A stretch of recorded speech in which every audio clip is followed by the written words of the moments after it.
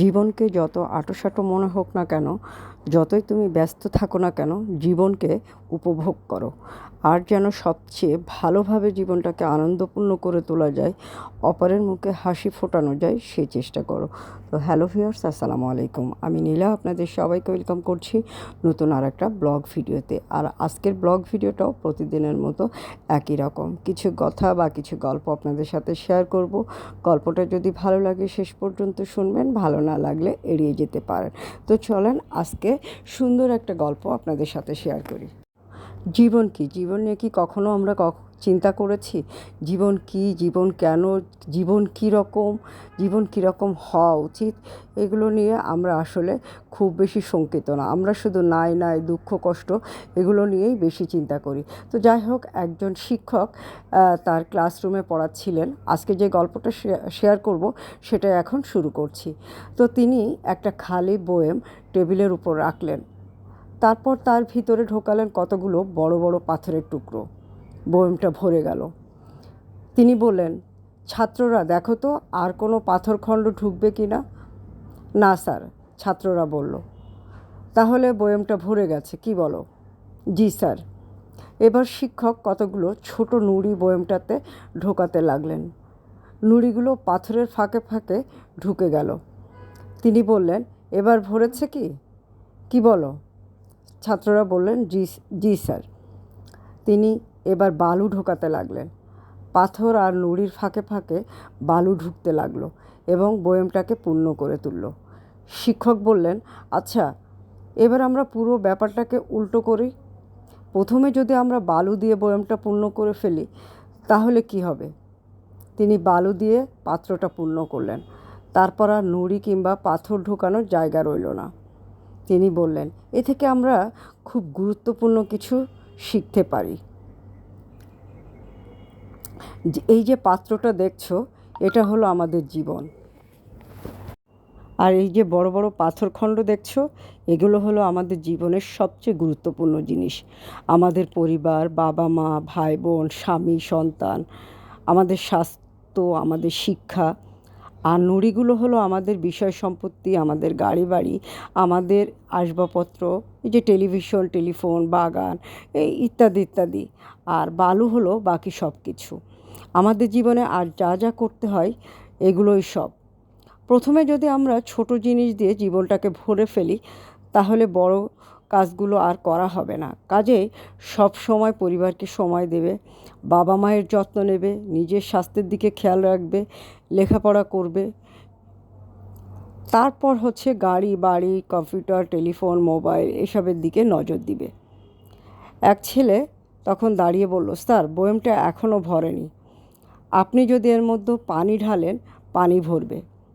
ঠিক তাই। তিনি পাথরখণ্ড, নুড়ি আর বালু ভরা পাত্রটিকে এক কাপ কফি ঢাললেন। কফিটা পাত্রে ঢুকে গেল। আর এই কফিটাই হলো আনন্দ। মানুষের জন্য কিছু করা, সেবার ব্রত হওয়া। তুমি যাই করো না কেন, জীবন আনন্দময় করতে হবে। মানুষের জন্য, মানবতার জন্য সর্বদাই কিছু না কিছু করতে হবে। সময় বের করতে হবে, মানুষের উপকার করতে হবে। তাতে তুমি অনেক আনন্দ পাবে। জীবনটাকে যতই আঁটোসাঁটো মনে হোক না কেন, তুমি যতই ব্যস্ত থাকো না কেন, জীবনটাকে উপভোগ করতে হবে। আর যেন সবচেয়ে ভালোভাবে জীবনটাকে আনন্দপূর্ণ করে তোলা যায়, সেজন্য অপরের মুখে হাসি ফোটাতে হবে। তো আজকের গল্পটা খুবই শিক্ষণীয়। আপনারা যদি এভাবেই জীবনটাকে দেখেন তাহলে কিন্তু সব কিছুকে আপনারা পজিটিভ নিতে পারবেন। হ্যাঁ, জীবনটা আসলেই সুন্দর।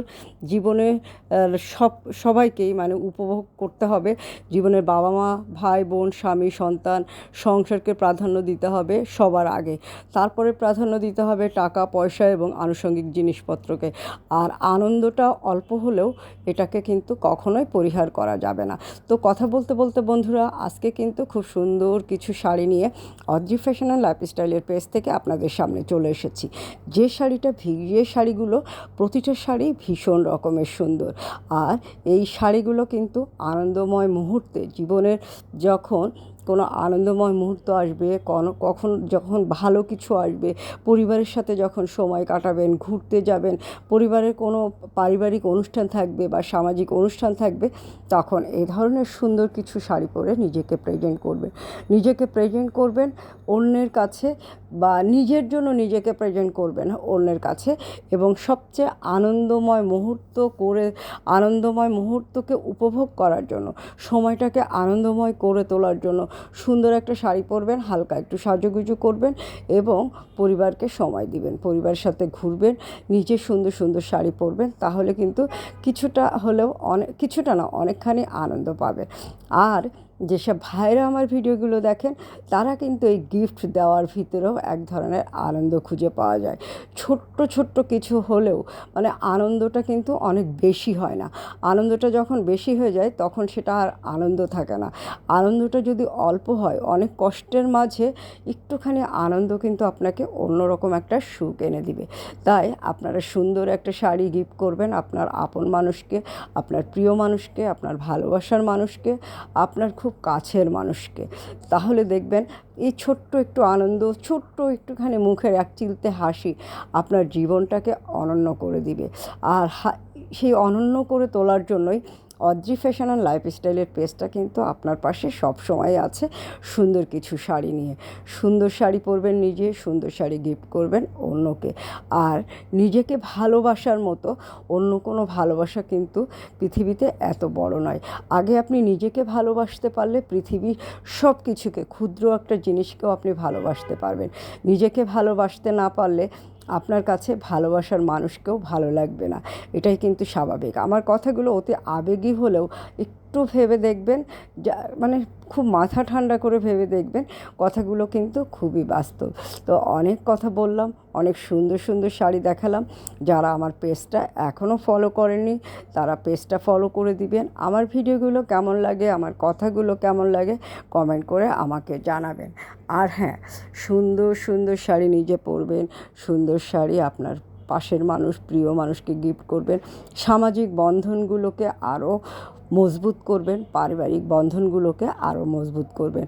তো অনেক কথা বললাম, আপনারা সবাই ভালো থাকবেন, সুস্থ থাকবেন, আমার পেজের সাথে থাকবেন। আল্লাহ হাফেজ।